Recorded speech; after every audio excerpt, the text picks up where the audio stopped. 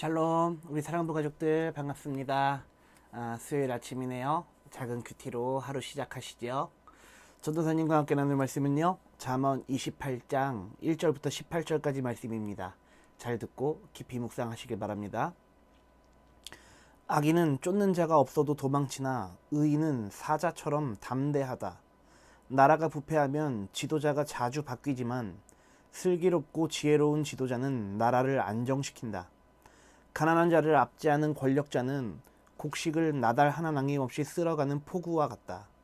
법을 무시하는 자는 악인을 칭찬하나 법을 지키는 자는 악인들과 싸운다.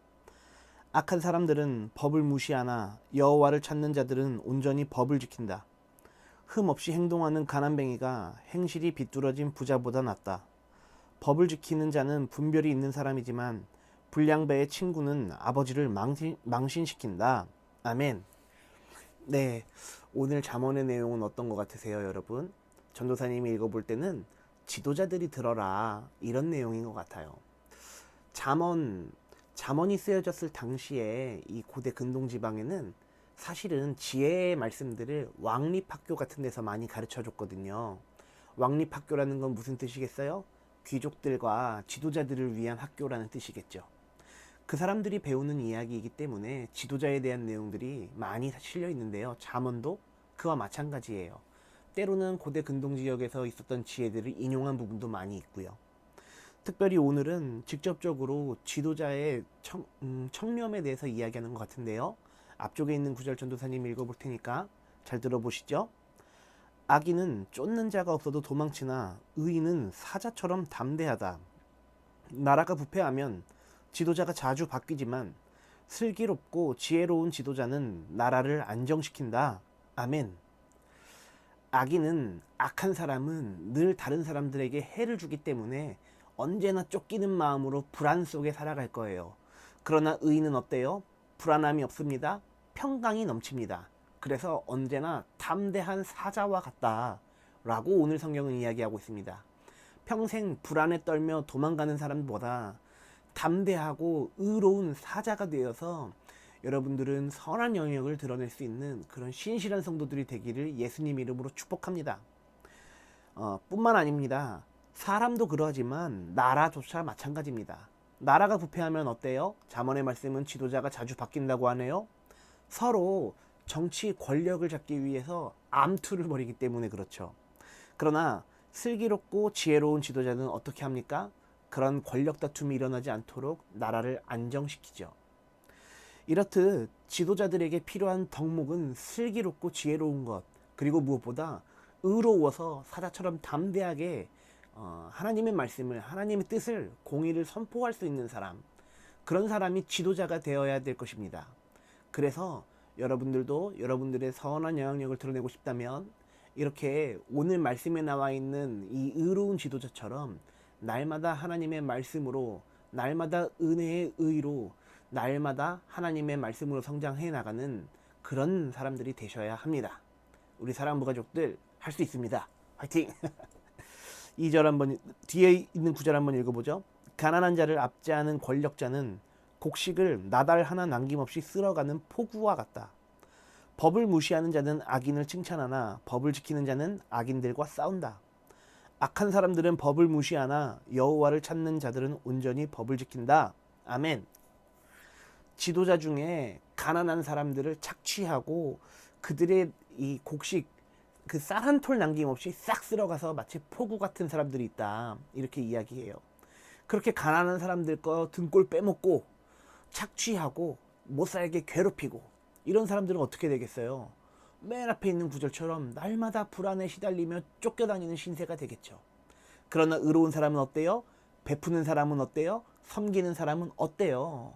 날마다 사람들과 하나님의 기쁨이 되며 하나님 나라를 위해서 선한 일들을 많이 해나갈 수 있겠죠.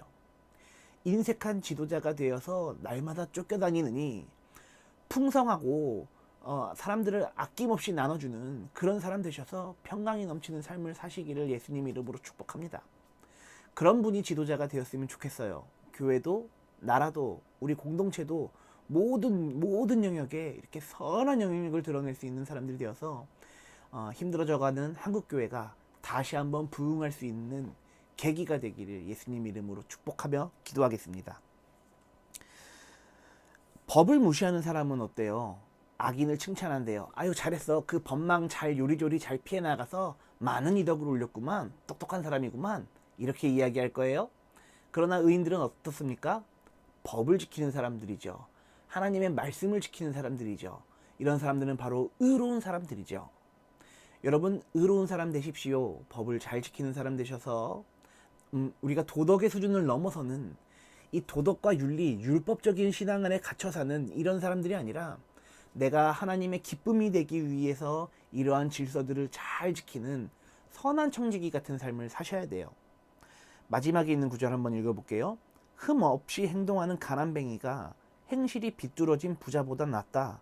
법을 지키는 자는 분별이 있는 사람이지만 불량배의 친구는 아버지를 망신시킨다. 아멘. 이렇게 흠 없는 사람, 차라리 흠 많고 악한 지도자가 되느니 흠 없는 가난뱅이가 되라. 잠언은 직접적으로 이야기를 하고 있죠. 예, 그렇습니다. 제가 생각해도 그런 것 같아요.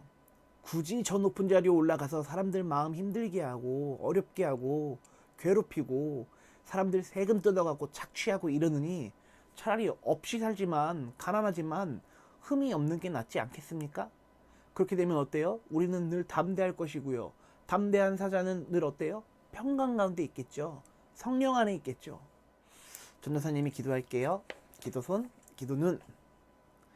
주님 감사합니다. 흠 없고 고결한 신실한 성도 되게 하여 주시옵소서. 우리에게 흠이 있다면 회개하여 주님 앞에 다시 한번 바로 서게끔 주님이 인도하여 주시고 우리가 날마다 담대함으로 사자처럼 그렇게 주님 말씀 선포할 수 있도록 우리에게 믿음 그리고 용기 더해 주시옵소서.